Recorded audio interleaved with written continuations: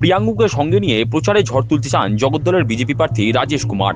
হয় আমাকে যেটা বলা হয়েছে, প্রিয়াঙ্গু ডেফিনেটলি আমাদের সব থেকে বড় অ্যাসেট আজকে দিন আছে।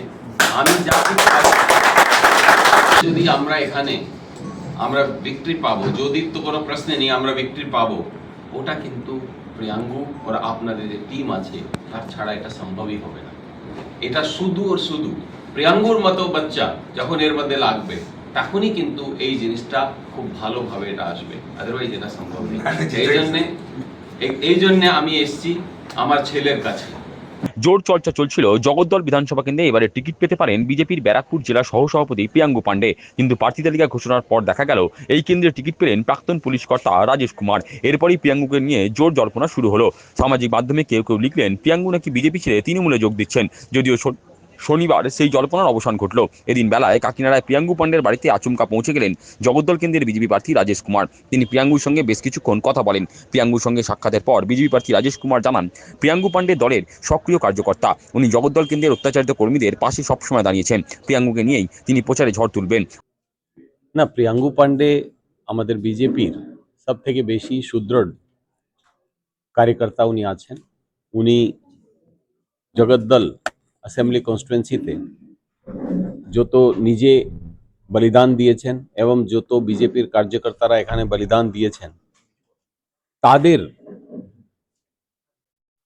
তাদের কাছে উনি সবসময় দাঁড়িয়েছেন। অনেক লোকের উপরে অনেক টর্চার হয়েছে, আমি তো এখানে এসে দেখছি, কিন্তু প্রিয়াঙ্গুর যে জিনিসটা আমি দেখলাম কেউ সকলের কাছে গিয়ে দাঁড়িয়েছে এবং সকলকে যে কোনোভাবে সাপোর্ট করে মোটিভেট করে এখানে সাপোর্ট করেছে। তো এই জন্যে প্রিয়াঙ্গু আমাদের সব থেকে স্ট্রং পিলার অফ বিজেপি। আমি তার জন্যই প্রিয়াঙ্গুর কাছে আসলাম কি আমি প্রিয়াঙ্গুর সঙ্গে এটা পুরো প্রচারের মধ্যে আমি থাকতে চাই, এবং প্রিয়াঙ্গু যদি আমার সঙ্গে থাকবে তাহলে ডেফিনেটলি আমরা খুব ভালো কাজ করতে পারবো। He is the strongest pillar. Yes, তার জন্যই তো এসেছি। প্রিয়াঙ্গু সবসময় আমার সঙ্গে থাকবে, তার জন্যই আমি এসেছি। অপরদিকে প্রিয়াঙ্গু পান্ডে জানিয়ে দিলেন প্রার্থীর সঙ্গে তিনি প্রচারে থাকবেন। তার দাবি জগদ্দলে এবার পদ্ম ফুটবেই। বিরোধীরা এই যে কথাগুলো বলছে তারা কোথায় যাবে সেটা ভাবুক আগে। ভারতীয় জনতা পার্টির সাথে থাকার লোক কোনো দিকে যেতে পারে না। যারা মা ভারতীকে প্রেম করে, যারা ভারতবর্ষকে নিজের দেশ মনে করে, যারা দেশের স্বার্থে কাজ করে, সাধারণ মানুষের জন্য কাজ করে, তারা ভারতীয় জনতা পার্টি ছাড়া কিন্তু কোনো ধর্ম কোনো দিক থেকে কোনো পার্টির সঙ্গে যুক্ত হতে পারবে না। ভারতীয় জনতা পার্টি সনাতন ধর্মকে রক্ষা করতে পারবে, এই দেশকে রক্ষা করতে পারবে। তাই জন্য বঙ্গভূমিকে রক্ষা করার জন্য ভারতীয় জনতা পার্টি হচ্ছে দরকার। আর সেই বঙ্গভূমিকে রক্ষা করতে গিয়ে জগদ্দল বিধানসভা একটা বিধানসভা 294টার মধ্যে সেটা জিতে আমাদেরকে পদ্ম ফুটিয়ে বাংলাতে ভারতীয় জনতা পার্টি সরকার নিয়ে আসতে হবে। আরে নিশ্চয়ই প্রচারে থাকবো, প্রচারে ছিলাম, আছি, থাকবো। জিতছি, জিতে গিয়েছি।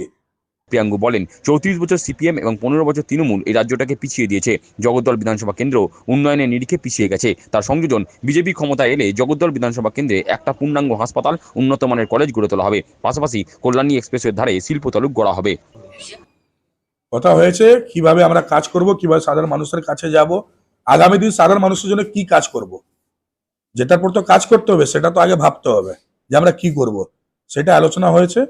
আগামী দিনের জন্য আমরা প্রস্তুত আছি। জগদ্দলবাসী আজকে অব্দি কোনোদিন নিজে বিধানসভাতে একটা হসপিটাল পাইনি।